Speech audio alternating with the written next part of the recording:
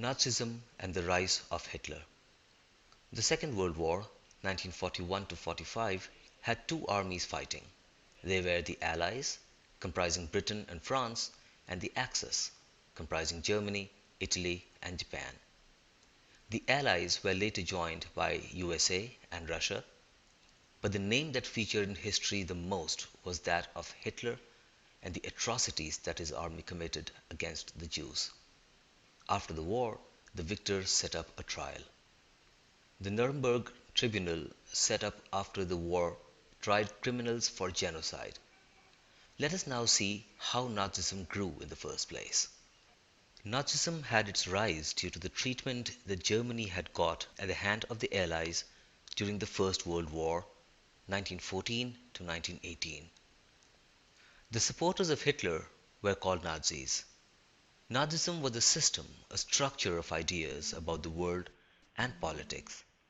Germany was a powerful empire at that time and had been humiliated at the hands of the Allies by the Treaty of Versailles.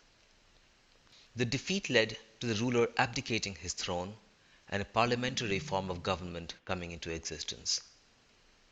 This was not well received by the Germans, who were seething under the unfair terms that the Allies had inflicted upon them.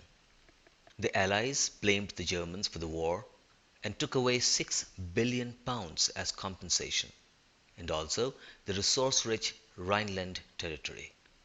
This resulted in aggressive war propaganda, and national honor came to be recognized. Popular support for conservative dictatorships also came into existence. With the birth of the Weimar Republic, which coincided with the time of the Russian Revolution, the clamor for the same kind of governments started gaining ground. Economic crises and soaring inflation also compounded their problems. Finally, USA bailed them out of the situation. The problem was further aggravated by the Great Depression in the 1930s.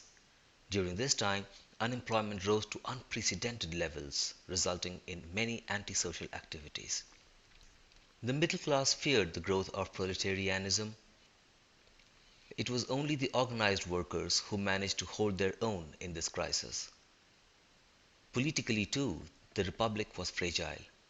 The system of proportional representation did not allow any party to obtain a majority, so coalition was the only possibility. This kind of rule gave the powers to the president to impose emergency, disband civil rights, and rule by decree. There were too many cabinets, and none offered solutions to people's problems, and as a result, they lost confidence in the democratic system. Now the time was ripe for Hitler to rise to power. The First World War horrified him, and he was furious that Germany was defeated. He joined an organization called the German Workers' Party, and later took it over and named it National Socialist German Workers' Party.